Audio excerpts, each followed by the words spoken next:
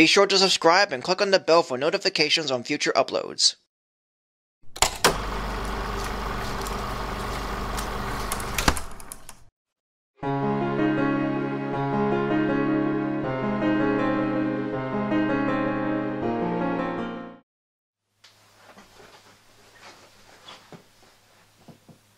Hello everyone, Someone Bard here, or you can call me Zoe.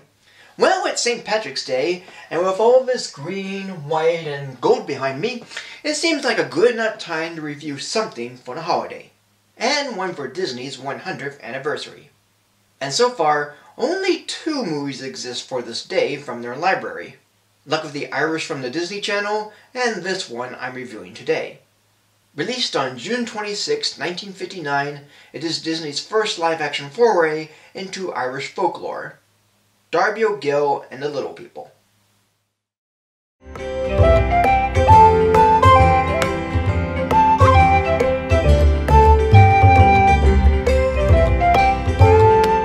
Director Robert Stevenson had done an okay job of making an Irish film about leprechauns based on the Darby O'Gill stories of Hermione Templeton Kavanagh, or H.T. Kavanagh, with alright characters, an okay story, and decent effects. Well, actually, most of the effects are pretty good, mainly with the leprechauns, or little people as the film calls them. It's pretty unbelievable how it's all done, with clever forced perspective and matting. It pretty much fooled me and looks very seamless. Yet on occasion, Darby would be looking off where King Brian really is, and it's noticeable.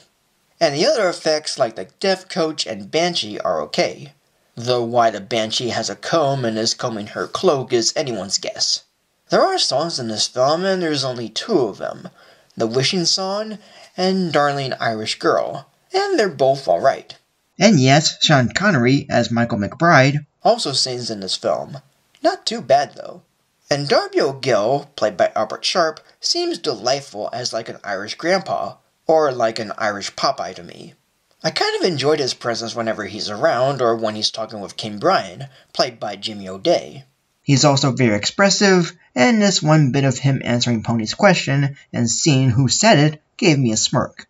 And then there's Katie McGill, played by Janet Monroe, and she usually sports this smile on her face which looks sweet, but I kind of felt creeped out by it the more she does it, even when it goes wider.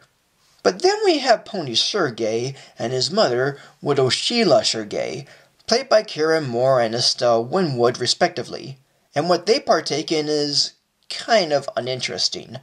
Not to mention that Pony sounds like a weird name for a man to me, even in a film's plot that I'm not sure how to make of.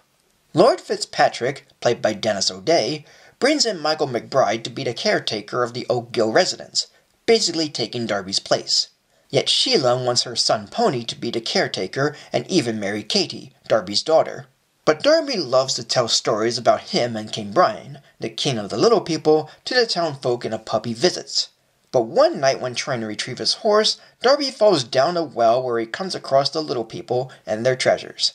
Yet King Brian wants Darby to stay after hearing about his replacement. So, in order to escape, Darby tricks the little people and King Brian into a big dance sequence and into a fox chase while playing a violin. Darby eventually escapes, but Brian confronts him about his trick. But Darby then tricks the king again by having him stay overnight and getting him drunk, thus keeping Brian in exchange for 3 wishes to help Darby of his troubles. All the while, Michael and Katie spark a relationship as Sheila and Pony try to remove Michael from the O'Gill home. Yet overall, the film is just okay. It's got my attention with the effects, Darby, Brian, and the landscapes of Ireland, but that's basically it. Although there's one interesting point, and that's in the opening credits, where it says, "My thanks to King Brian of Knocknashiga and his leprechauns, whose gracious cooperation made this picture possible. Walt Disney." As if Brian and the little people are real and not to break the illusion. Despite King Brian's actor being mentioned in the opening credits, and I already said who he's played by, but I find this fun bit of trivia not hard to pass up, and I wanted to mention it. 2.5 mixed Mickeys.